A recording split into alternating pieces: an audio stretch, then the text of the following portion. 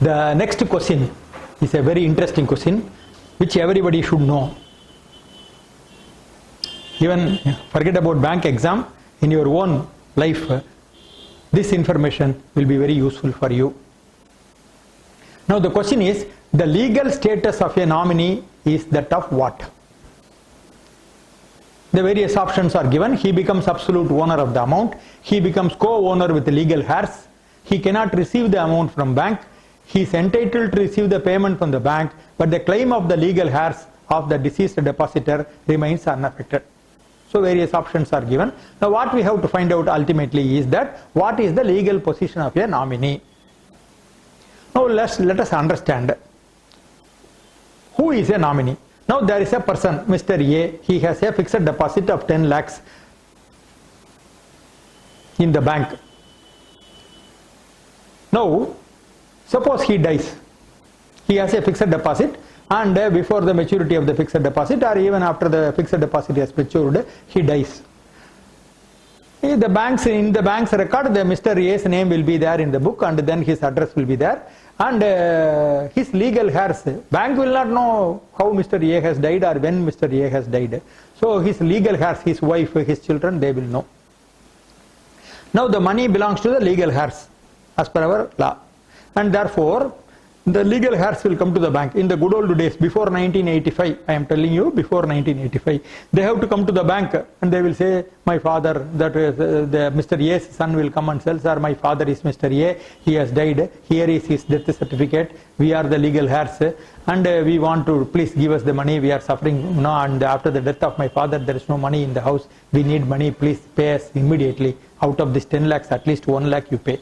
But we cannot pay, because this the request of these successors must be approved and accepted, then only we can give.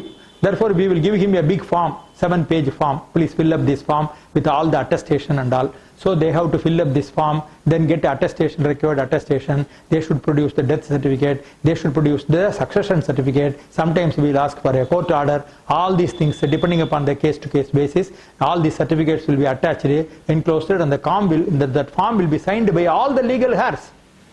You cannot exclude one. Suppose one person is in Singapore, you have to send the form to Singapore, get it signed by that fellow, and then bring it. So this will be given to the bank, and then the bank will, normally what happens is the branch manager will not have power, because these are all technical and legal issues. Normally a branch manager may not have this requisite expertise to decide the case himself, so we will forward it to the legal department of the bank, where there are some experts who will go into with the microscopic lens and find out who are the real legal heirs, and then finally they will give permission, this money may be paid. So by the time they see the color of the money, it will be 6 months. The legal heirs, who are the real owners, who are direly in need of the money. And on the part of the bank also, this entails unnecessary time waste for the bank. What is the productive purpose being served by looking into who is the legal heirs of Mr. A? What useful purpose it is going to serve for the bank? Therefore, 1985, they came out with the nomination rules were announced, under which a bank deposit could be nominated. Before that it was not there. The nomination was first, rules were announced by the government, and as a result a nomination was made possible for bank deposit. Now the purpose of nomination is not to decide the legal heirs of the deceased. This you should remember. Suppose Mr. A is there, same A, he has a 10 lakhs deposit. He has got a friend, Mr. X, who is the friend of Mr. A, and Mr. A nominates Mr. X as his nominee to receive the money in case of his death. The nomination is registered in the books of the bank. There is a small form, very simple to fill up, it's very easy to fill up. Please always tell your family members, whenever they give fixed deposit or any deposit for that matter in a bank, they should also fill up a nomination form. Sometimes people are very lazy, they just don't bother, simply they fill the main form. There will be a nomination form attached to that form itself, they won't fill it up. And in the bank also, many times the officers are very busy, they don't have time to tell all these things to the depositors. The depositors without nomination, they will fill and give it. As a result, no nomination will be received, even today many accounts. And if that fellow dies due to an accident, anybody can die today. The risk of life has become very increased. Then who will suffer? The legal heirs, his wife and son. By the time they receive the money, it will take 6 months to 1 year, sometimes 2 years. So to to get out of all these difficulties, the nomination rules provide an easy method for the bank, for the convenience of the bank. So Mr. A here will nominate Mr. X to receive the money. He will submit the nomination form, sign it, and on the death of Mr. A, the bank is discharged by giving the money deposited by Mr. A to Mr. X. Bank need not go into the question of who are the real legal heirs of the deceased. Insofar as the bank is concerned, the bank's responsibility is over the moment they pay the money to Mr. X. Now, the question is, can Mr. X use the money for himself? The answer is an emphatic no. We will see in detail when we are going to deal with the nomination. Suffice it to know now that Mr. X cannot touch a single pie of that money because he is receiving the money on behalf of the legal heirs. So Mr. X should account for every single pie of the money to the real legal heirs. Mr. A has got wife and son, one wife and two sons and two daughters. The real money belongs to them, not Mr. X. Mr. X cannot touch a single pie.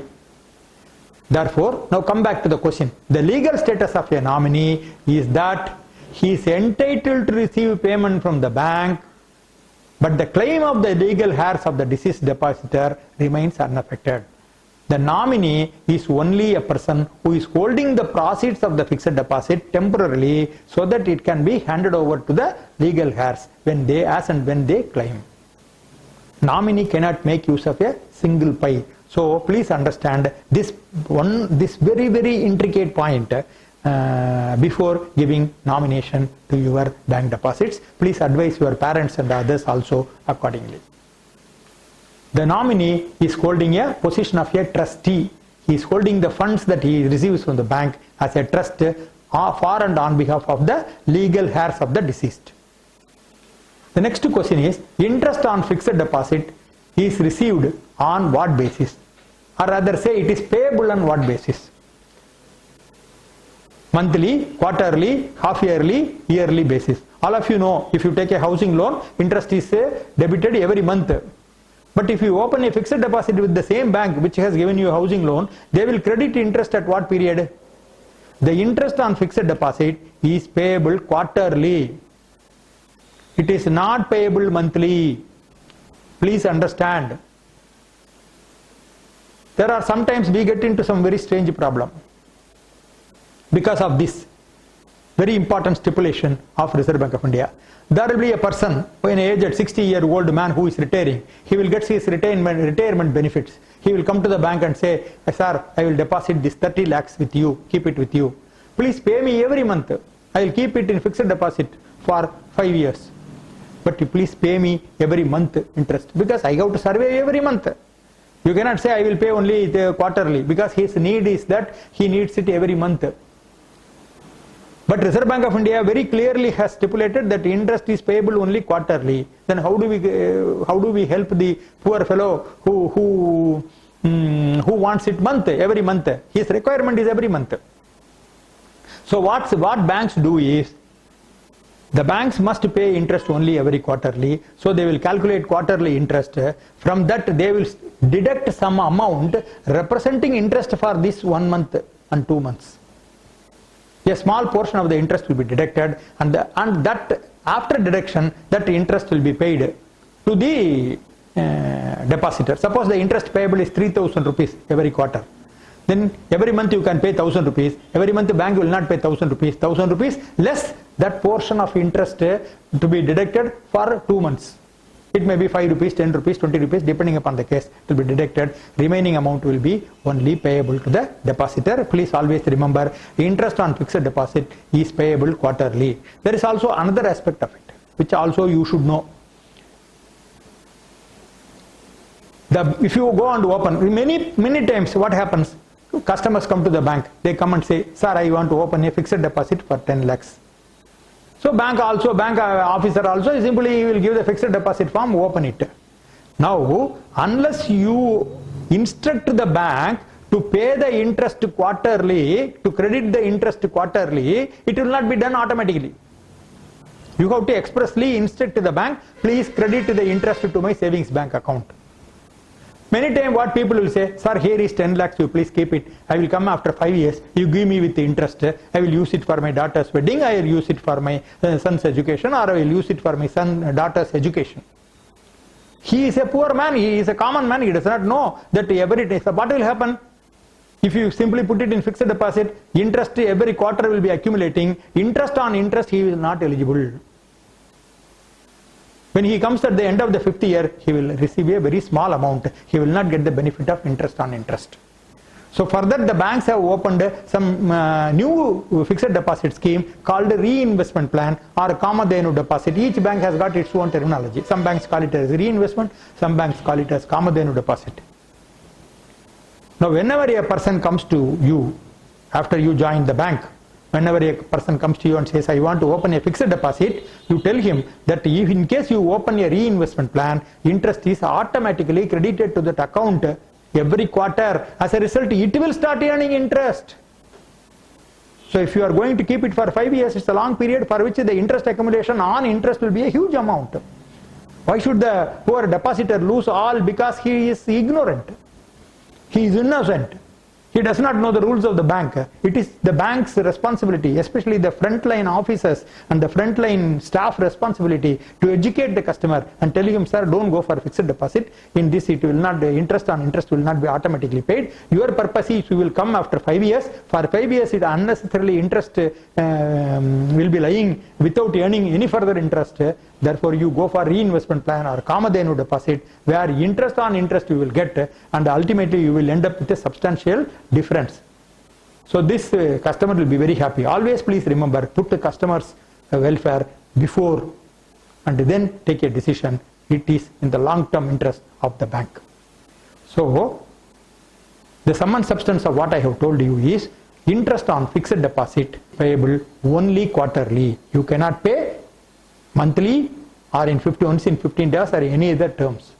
And if interest is not paid in fixed deposit, automatically it will not result in interest on interest.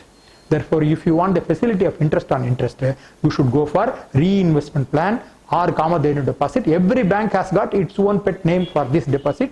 You ask the bank branch manager or the frontline staff, they will tell you and open the deposit like that.